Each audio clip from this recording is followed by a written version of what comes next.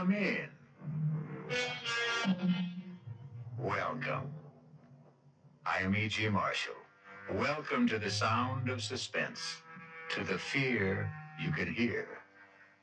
Our tale is a blood-freezing story inspired by a nursery rhyme, a sweet, simple song. Ring a ring of roses, a pocket full of posies. Achoo, achoo, we all fall down. It sounds young and innocent, doesn't it? But it is very old and very sinister. For the ring-a-ring of roses were the splotches that first appeared on the faces of those afflicted during the Black Plague. The pocketful of posies were the herbs that were carried, hopefully to ward off the fatal disease. The sneezing sounds, achoo, achoo, were the sounds of the final spasms. And we all fall down was, well, you can guess.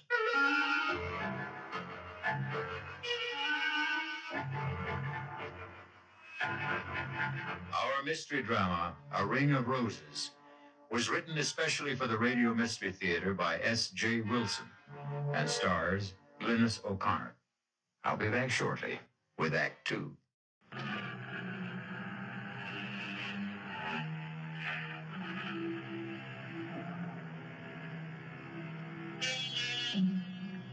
Do you believe in reincarnation? Do you believe the dead return? We have to believe it, because here we are, the reincarnation of radio drama. We hope you'll keep us alive.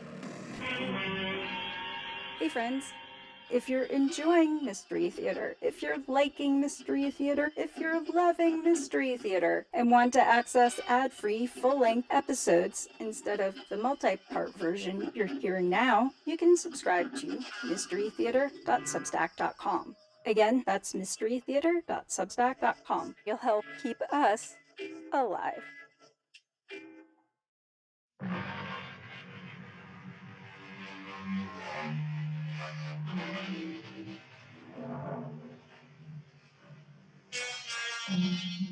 Is you alone?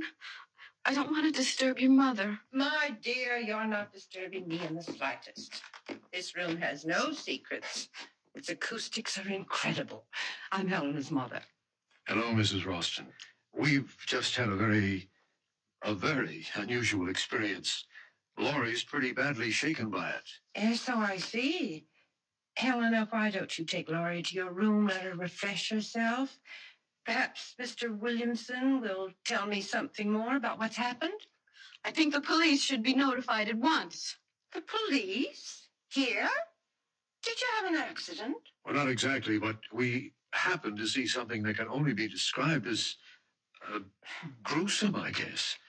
And the police should be notified. Mother, do you think... Helen, dearest, this is not the time for speculation. I shall be glad to have the deputy's office call. But can you give me some indication of what they're to be told? We don't like bothering our officers unnecessarily. They have enough to do as it is. But someone's just been murdered. Oh, no, not again. What? Now, Helena, restrain yourself, dearest. Laura, you say someone's been murdered? Who? We don't know who he is, but he was trying to whip a young woman. And Mr. Williamson, she took an axe and killed him. No. How could you? I was praying that it wouldn't happen to you. Oh. Poor Laurie. Now, why don't you young people make yourselves comfortable? A glass of sherry might calm you. But, Mother, you told me that it would never happen again. That thing. Helena, I said I had taken every precaution not to have it happen. But who am I to promise I will control the uncontrollable? Are you saying that this has happened before? Laurie, maybe Mrs. Ralston wants to explain. Well, not really, but I feel I'm obliged to. However, it is difficult. How does one explain the inexplicable? I think they're ghosts. There are no ghosts, Helena. Dr. Medvig, the last scientist I consulted, said it was undoubtedly an instance of photosensory projection. Helena pooh-poohs it, but has either of you ever heard of that discipline? Vaguely. It once came up in a course on parapsychology that I had at school. No one has ever proved PSP, Mother. Well, they've never proved ESP either, but a lot of serious scientists work with it. But George, what does that photo whatever mean? It's quite complicated. Photolysis is the means by which light can affect the arrangement of chlorophyll grains in leaves. Chlorophyll grains? Leaves? There's a man not more than a mile from here who's been Now murdered. calm yourself, my child. There is no such man and no such daughter. This has happened before. I've seen it. Helena has. A very few close friends have. Unfortunately, you have too. Mr. Williamson, do you think you'd still like to try an explanation of PSP? Well, it's spooky in a way. By that I mean the scientific explanation of it. You see, we're all supposed to give off certain light and heat waves. And what is it happens in the case of individuals who are emotionally stimulated, let us say, people in love? Well, the theory has it that people in a very intense emotional state give off more highly concentrated waves. Well, I just don't understand what chlorophyll and leaves and light waves have to do with a man being murdered. You see, it's tied up with photosynthesis. And scientists aren't sure how that process really works. But with the unusual intensity of light, the cells of chlorophyll rearrange themselves and are forced to give off some of the excess carbohydrates in which there is an unusual amount of stored energy. I'm not following this at all. My dear, Helena speaks of you as having the patience of a saint. So, if you'd like me to telephone the deputies, I suggest you give your fiancé a chance to finish. There isn't much more, Laurie. Just that the openings in the leaves, they're called stomates, tend to react like projectors. And through the magnification of additional oxygen are supposed to be able to relay an episode they once absorbed when they were in the receptive state, like film.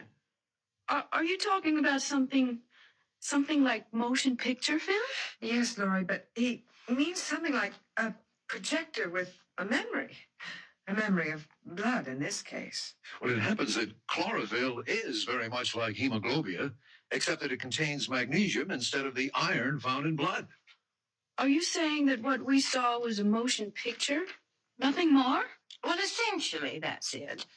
But when and where the original was recorded, we have no idea. But there's a building. There's a cabin out there. And there's a man's body bleeding.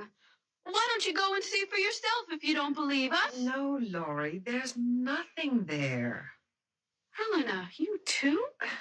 Yes, as Mother said, I've seen it. Others have too. Around here, they call it the Enchanted Forest.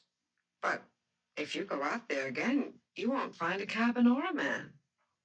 Nothing. The police know all about it. They'll come and you'll just feel foolish. I don't know what to think. It all seems so real. Well, now, why don't we come back to the present and the truly real? Because I have the real pleasure of giving you our gift to celebrate your engagement.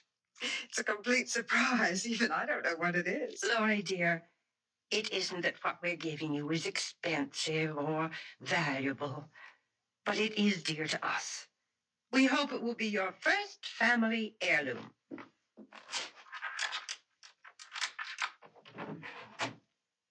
Here it is. No pretty wrapping, but it seems too lovely a box to cover with silly paper. Mother, I've never seen that box before. Well, now, isn't it nice that I can still have some surprises for you? That's a great-looking box, Mrs. Ralston. Those are roses painted on ivory, aren't they? Oh, it's so beautiful. I feel as if I'm depriving you of something very special if I accepted it. Oh, no. Please, take it. It's little enough, and you know what I think that box would be perfect for? It already has its purpose, dear. What I was going to say was that it would be the perfect place to keep a lock of your first baby's hair, wouldn't it? I'm afraid it's going to stay empty for some time. Oh, George, we don't know that. Not yet. We will have to find you another container for that when the time comes. This box already has its occupant. You mean there's something inside? Well, look and see. Go ahead, Laurie. My heart's beating so loudly. She's been like that all day, so excited. Darling, do you want me to open it? No, I'm all right. Just let me take a deep breath. Oh, no. Hey, that's the same. Laurie? What's wrong? Mother? Oh, it's just music. Give me the box, Laurie. And inside! Oh, the ring! Oh, I got her. Put her on the couch. Yes. Laurie? Mother, do something. Don't just stand there. Eleanor, control yourself and get some water. Oh, Laurie, my poor Laurie. Wake up. Laurie, come out of it, honey. Darling? She's trying to open her eyes. Slowly, Laurie. It's me, George. Oh, who? What happened? Just passed out for a moment. Here, give her this water. Here, honey. Sip this slowly. Oh, I don't need it. But did I really see it? See what? The ring. Yes, I've got it. What ring? This ring. The same one. With the rose-colored stone. Mother, how dare you? That's mine. You know what that ring means to me. Oh, please take that thing away. I don't want to look at it. Don't worry, you won't have to. Here, Mrs. Ralston, take it back. And I hope it isn't a sample of your sense of humor. Just one moment, Mr. Williamson. I don't particularly appreciate your tone or your attitude. What do you mean by my sense of humor? If you and your daughter know all about that axe murdering scene that we saw earlier, then you must have known about the ring. What about it? It's mine. That ring. It's just like that road sign you have on the highway. Yes, the sign was copied from the design of the ring. It's been our family hallmark, so to speak, for generations. Is that why the girl who killed her father did it?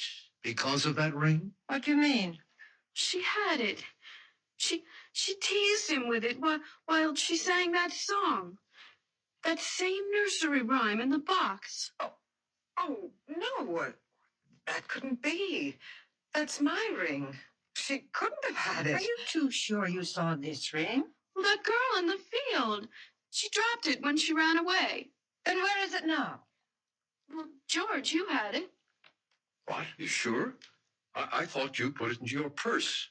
Well, I'll look. Well, it isn't in any of my pockets. No, and it's not here in my purse. How could it be? There is only one ring, this ring. It's been in the Ralston family for generations. It was brought here by a Ralston early in the 18th century.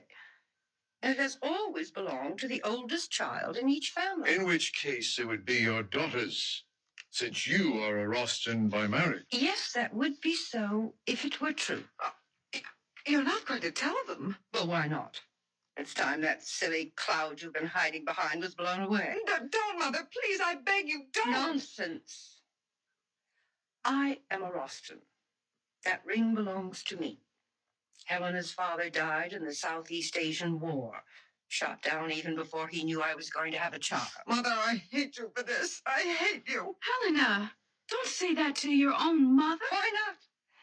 She's hated me ever since she learned that her father and I had never married. Imagine that in this day. A girl making such a fuss about legitimacy. Stop it, Mother, please. We don't have to hear any more, Mrs. Oh, Ralston. yes, you do. George, can't we get out of here quickly? You can go whenever you like, Miss Thornton. But out of your friendship for Helena, you must take that ring with you. No, I couldn't. I won't let her. Give it to me. Helena, what are you doing? The ring, she tore it out of my hand. I've got it and no one will ever get it from me. Let her go. She'll be back. And with the ring, she knows it's wrong for her to have taken it. Eventually, the ring must come to you, Laurie. We don't want it. But it will come to you. It can do you no harm. It's a silly superstition, but only Rostons are supposed to be vulnerable to the ring. And Laurie, if you are Helena's friend, as you say you are, you will take it. But she wants it. She insists that it stay hers. Only as an excuse. Well, what sort of an excuse could the ring give her? The excuse not to marry. And why not? She considers herself fated, ill-starred, if you will. You see, at one time, the superstition arose that if the firstborn was female, the ring would prevent her from marrying. It's high time that ring is out of Roston hands. Why don't you just throw it away? What with Helena carrying on as if possessed? Well, we just do not want it. I'm sorry, but we must get back to the city. Yes, it's a long drive, and we'd like to make it before dark. I regret this has turned out to be so unpleasant, but then perhaps it couldn't have been avoided. Perhaps. But it's over now. George, let's go.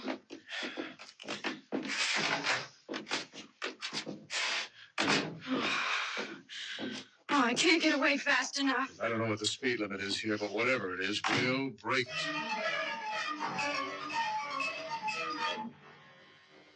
Helena, I order you to come out of your room at once. At once. Mother, don't hurt her. She is my only friend. The only friend I have in the whole world.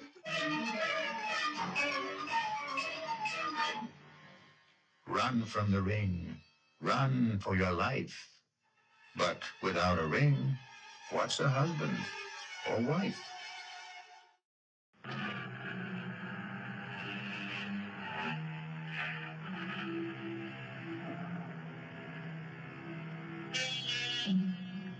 Do you believe in reincarnation? Do you believe the dead return?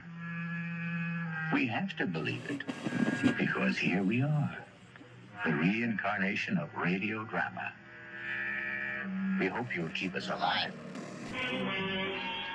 Hey friends, if you're enjoying Mystery Theater, if you're liking Mystery Theater, if you're loving Mystery Theater, and want to access ad-free full-length episodes instead of the multi-part version you're hearing now, you can subscribe to mysterytheater.substack.com. Again, that's mysterytheater.substack.com. You'll help keep us alive. Come back tomorrow for Act 3.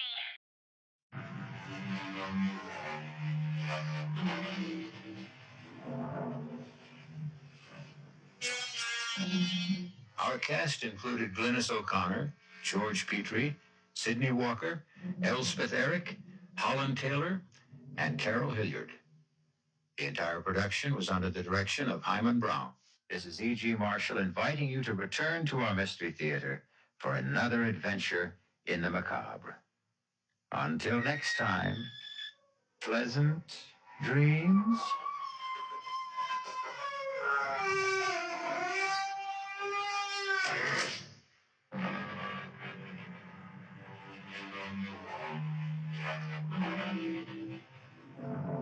Car care expert Linda Clark joins us next hour.